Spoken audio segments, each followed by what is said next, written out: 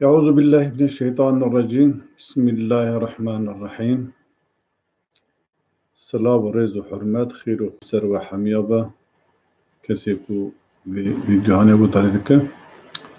Temaşavanên bi hürmet em îro ji wara behsa exlaqê Pêxember aleyhissalatu vesselam bikin.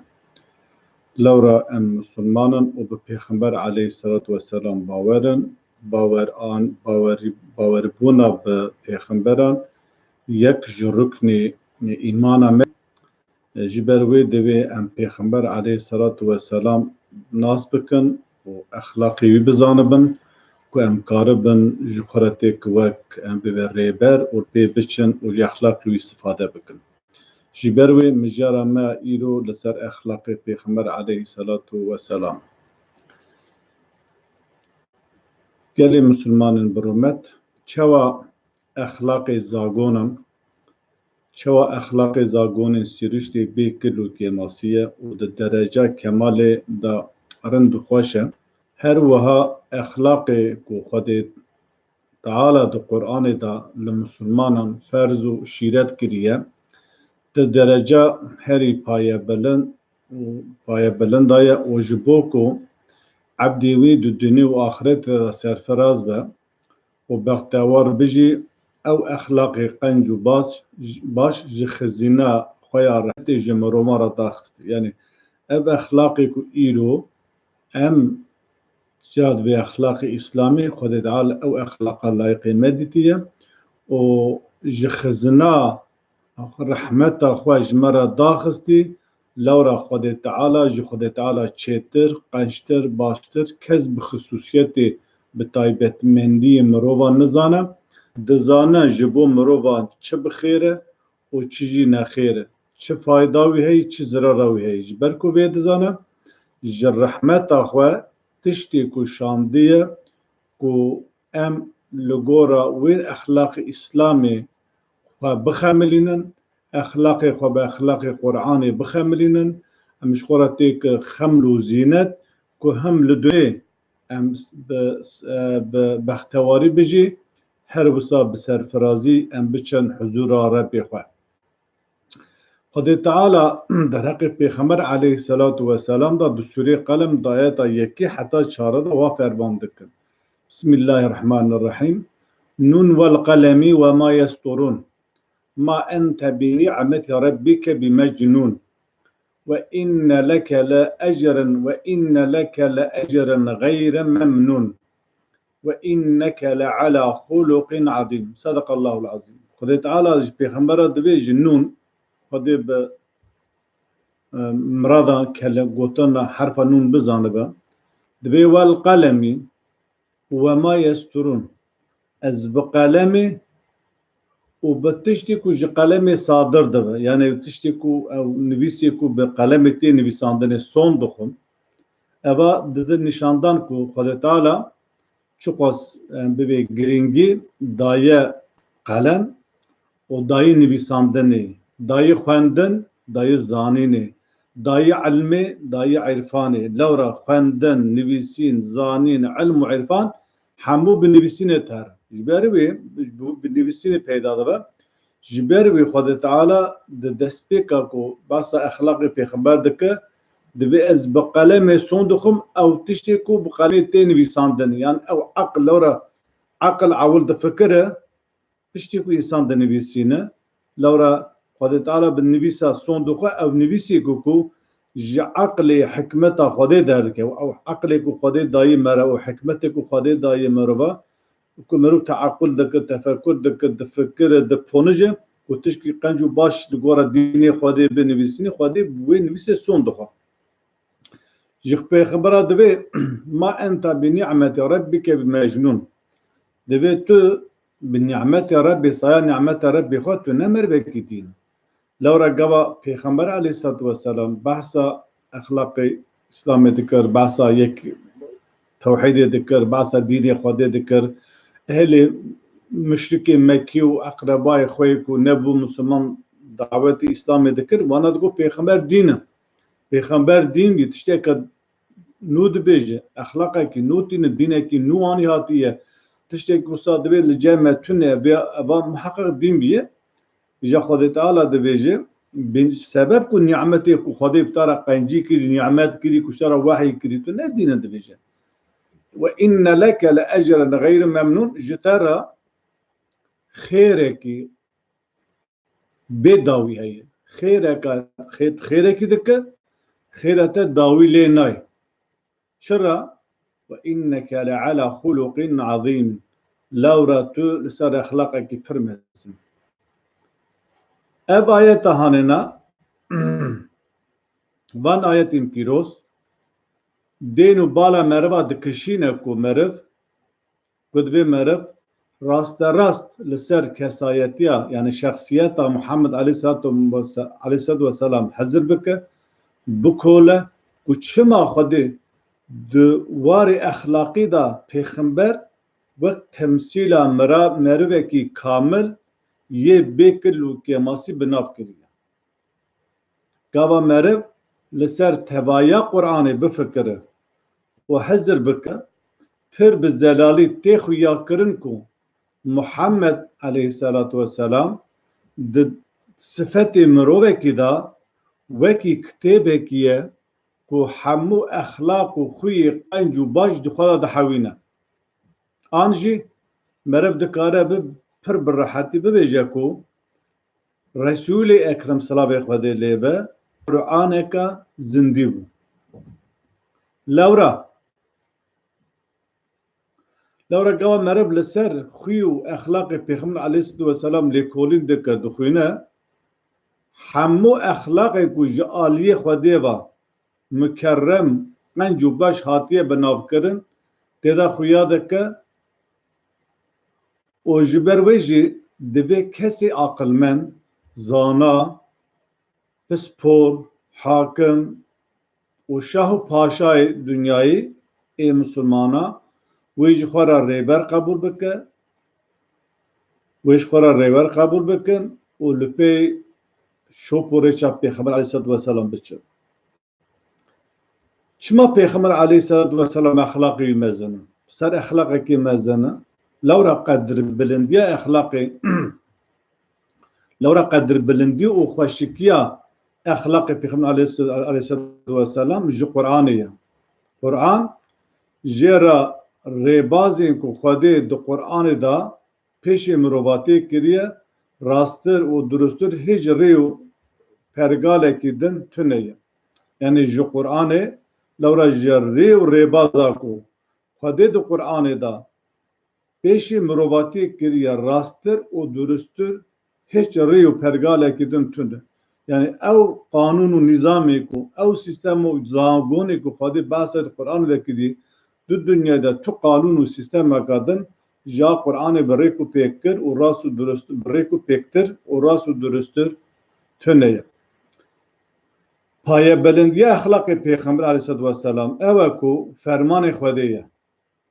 چوا خدا با آیت کونی خمل و زینتک به همپا دایه سیروشتی کو مرف نکاره بچابه خواه جرا کلو که ماسیه کی پیدا بکه هر وها آیت خودیین درباره اخلاق مروان در دخل درجه کمال یا هر قنج و باش اگر مرب لپی اخلاق قرآن هر چرا وهايه لورا پیغمبر لورا خدا تعالی سبحانه و تعالی دبیجد لسر به مجاره لورا به مجاره و گرده خدا تعالی د سوره احزاب د آیت 21 دا وها فرمان دکم لقد كان لكم في رسول الله أسوة حسنة لمن كان يرجو الله واليوم الآخر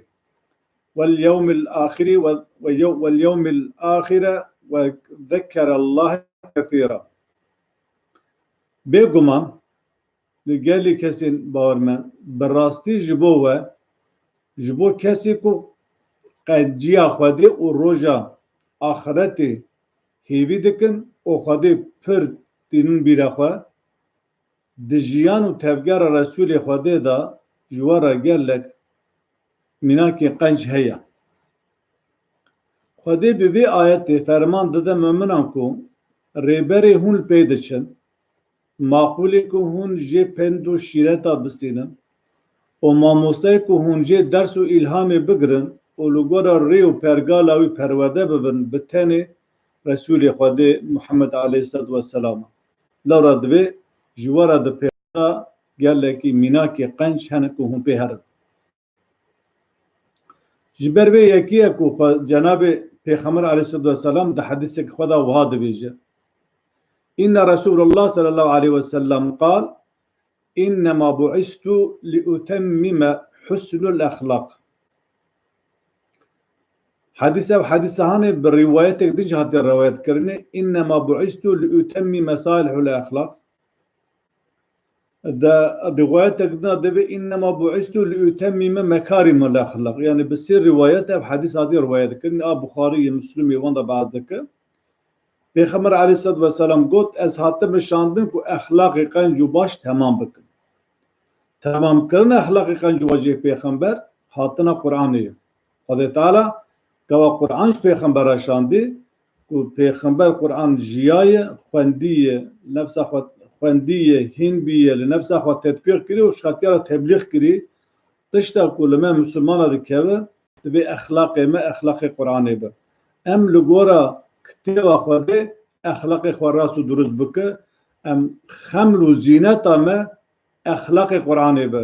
Eger em li gora axlaqê Qur'anê hîn bibin, li nefsa xwe tetbîq bikin û em bixwazin wisa te bigerin, ji axlaqê Qur'anê bixemiltir, bixêzantir, xweşiktir û müzeyyentir tu axlaqekî din tunê. Belê.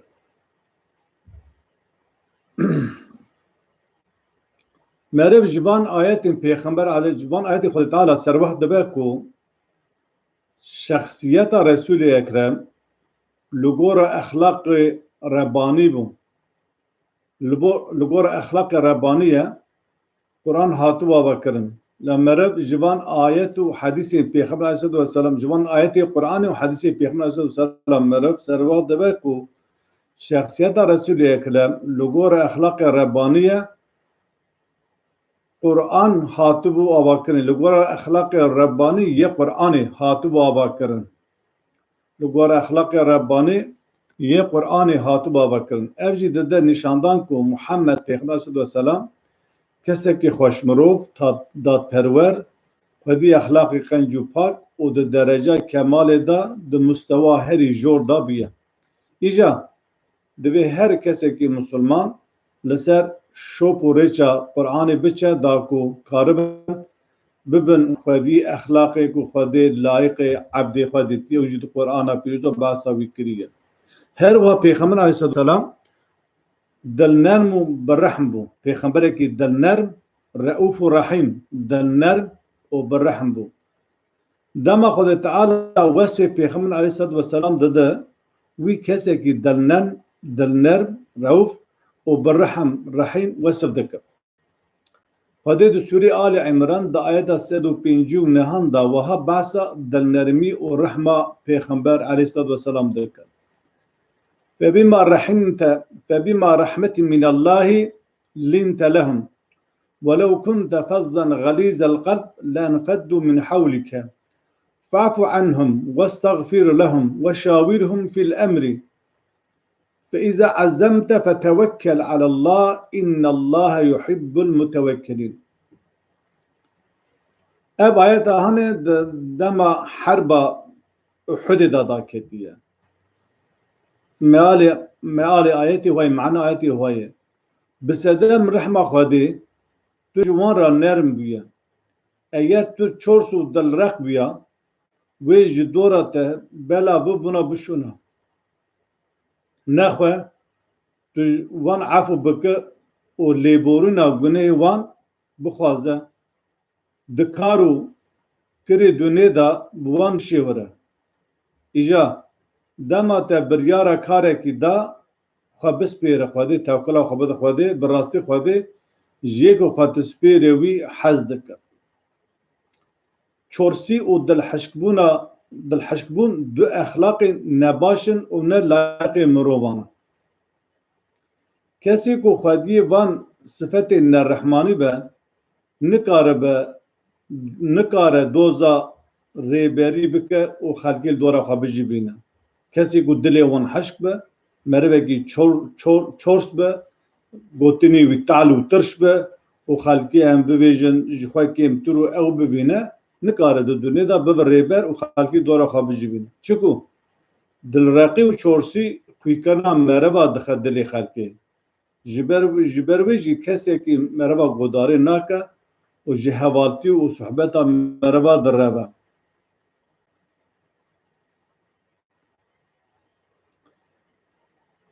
Xwedê di heqê Pêxember aleyhisselam di Sûreyê Enbiya di ayeta 107 da ha dibêje wema erselnake illa rahmeten lil alemin. Ya Muhammed, me tu ji aleman ra şan da ku tu ji wan ra bibe rehmet. Di Sûreyê Qalem di ayeta 4 da dibêje ve inneke leala xuluqin azîm. Ya Muhammed, bi rastî tu ser exlaqekî mezinî. İja kesekî wekî Muhammed Pêxember çawa dikare li hemberî dost û hevalên xwe kesekî dilheşk û xebertar be. Her wiha ev ayeta hanê delîl û îsbata wê yekî ye ku Pêxember aleyhisselam kesekî dilnerm, xwîpak, mirovperwer bû ku li hemberî mûminan bi rehm û şefqet hevgeriya. Bêguman Pêxember bi saya rehma Xwedî van exlaqê qenc û baş bû ku di cenga Uhudê da li hemberî Musulmanan bi rehm tevgeriya. Ew efû kirin û ji Xwedê xwest ku li qusûr û şaşiyê wan bibore. Lewra xeta û şaşiyê ku di cenga Uhudê de hate kirin hema bigire bûbû sebebê qirkirina Musulmanan û heftê Musulman eshabiyê bijarte hatibûn şehîd kirin. Mesela Uhudê çi bû ku Xwedê Teala li eshabiyê ku di wê demê de xeta kir û borî û ji Xwedê dua û rica kir ku li gunê wan bibore, ew efû kir. Tewa şu herba Uhudê Pêxember aleyhisselatu vesselam wê şexî ê ku tîr û kevan baş dizanibû bi kar baniye heftê eshabiyê ku tîr û kevan destê wan de bû nîşan digirtin, nîşandar bûn. Di bin serokatiya Abdullah bin Cübeyr ra şan etekê çay Uhudê. Ku hûn li van etekê çay Uhudê hûn bisekinin, hûn li van etekê çay Uhudê bisekinin heta emrê mecwera ne hûn vira ter nekin. Vêja di hilma ewil da şerê yekem da em bibê müşrik şikest. Em bê têk çûn reviyan û eshabiya berdawan ew jî reviyan li pêwan çûn. Ew heftê eshabiyê ku li etekê çay Uhudê bû di bin serokatiya Abdullah bin Cübeyr da ewana dîtin ku eshabiya berê müşrika da govela Müslüman bi ser ketin îdî îcab nake yani pîwîsî tunuk em li vira bisekinin em jî herin. Abdullah bin Cübeyr got bala xwe bidinê got Pêxember emrê me kiriye. Heta emrê Pêxember neyê divê em kesî ku Xwedî tîr û kevanin em ji vî etekê çay Uhudê em nerin, em vî etekê vî mewzûya hanê ber nedin. Lewra dibû ku müşrikê Mekkê di para çiya ra piştê li Musulmana bigir û qira Musulmana bînivere.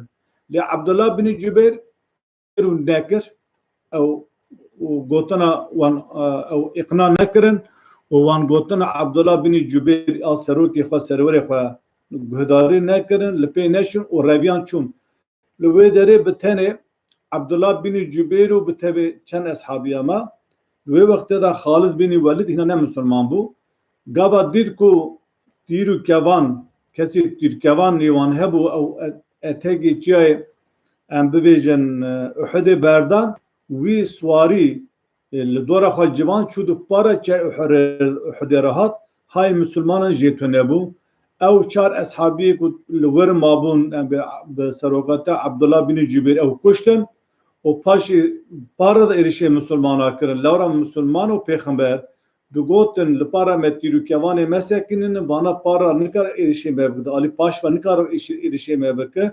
Lê hay wan jê tune bû ku em bîbû kesî ku tîr û kevan tîrkevanê wan em bê nîşanderê wan wir berdaye.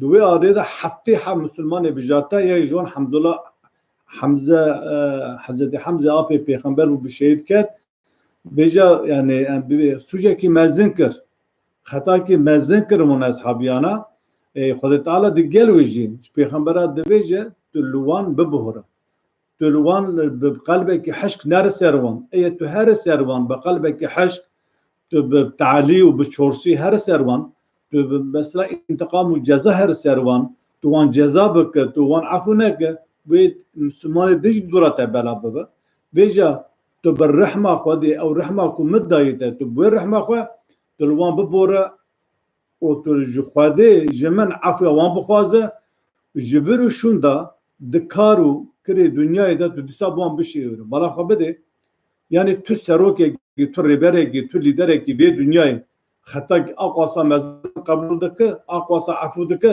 دگل ویجی پیغمبر بوارا استشاره کرد سروک و سرور آنا گاوا حوال بند دیوان یا خطا کی پچوک بگه تا رخنه کی دوان بگره وان در حال جی پارتیا خواج ریخستنا خواج جماعت خداوی وی عزل دک yani idin nahile de karxane de karobarê em bê sivîl da jî êne ê dewletê ê sivîl da jî nahile bixebite heta nefesê lê dişkînî wî û ayla wî û eştera bibêjim exrabayî perîşan dikin bêja exlaqê îslamî û exlaqê ku bi navê demokrasiya tê aqwasa ferqawan heye exlaqê îslamî û exlaqê ku bi navê muhafazekariya jî îslamî dur aqwa ferqa wî heye ام محافظه کاری کو جریا اخلاق اسلامی اخلاق قرآن دورن ام محافظه کاری نه اسلام وانا بنداو محافظه کاری دین جبورا برجواندی خو منفعت خو سیاسی جواکی ابوری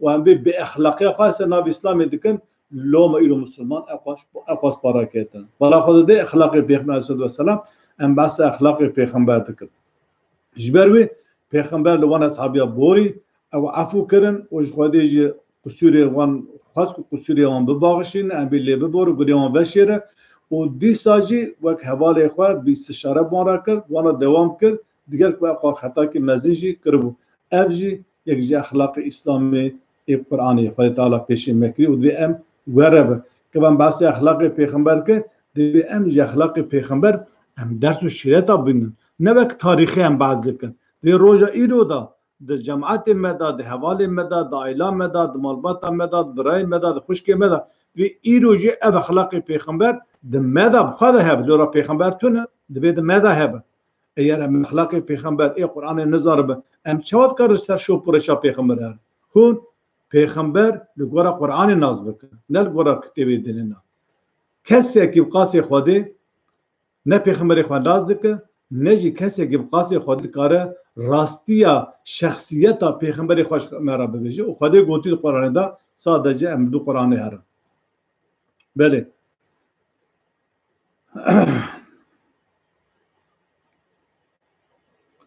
دنیا دا مجبور بحثا ویا که تو سرگو سروره کی جن پیغمبر اوتونه ویجا هر وسال سر مؤمنان ام ببیجن دما مثلا بحث اخلاق پیغمبر دکه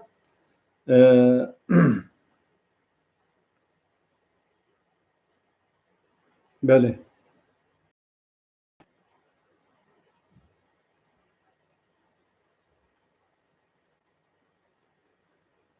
بله بله دما جناب مروان پیغمبر علیه السلام دوار اخلاقی بریا خو به درجه هری بلند و درجه کمال دا کمری دا دی خواده ده حق وی دا نگوته با پیغمبر جبونا مؤمنان جنفس وان بخوا هین چیترو او پیجاتر یعنی گاوا پیغمبر علیه السلام لسر اخلاقی کی مزن نبا درجه اخلاق پیغمبر بلند نبا درجه کمال نبا دی خواده نگوته با پیغمبر جبونا مؤمنان جنفس وان هین چیتره هی پیجاتره و جنین پیغمبر جدایی که مسلمانه لورا پیغمبر جن نفس مؤمنه جن مؤمنان چیتره جن نفس مج مرا پیجاتره او هی پرتر دلیل سر مرشوته هی پرتر برمدی که به هی زیادتر گنی متی کو ام ایمان بینورن جریا باطل هر سر یا حق و ام نبن اهل جهنم و پیغمبر تمام پیغمبرا وظیفان او بی و پیغمبر علیه السلام جی وظیفه او وظیفه وهابی لورا لسر به مجار خود تعالی در سوره احزاب آیات 6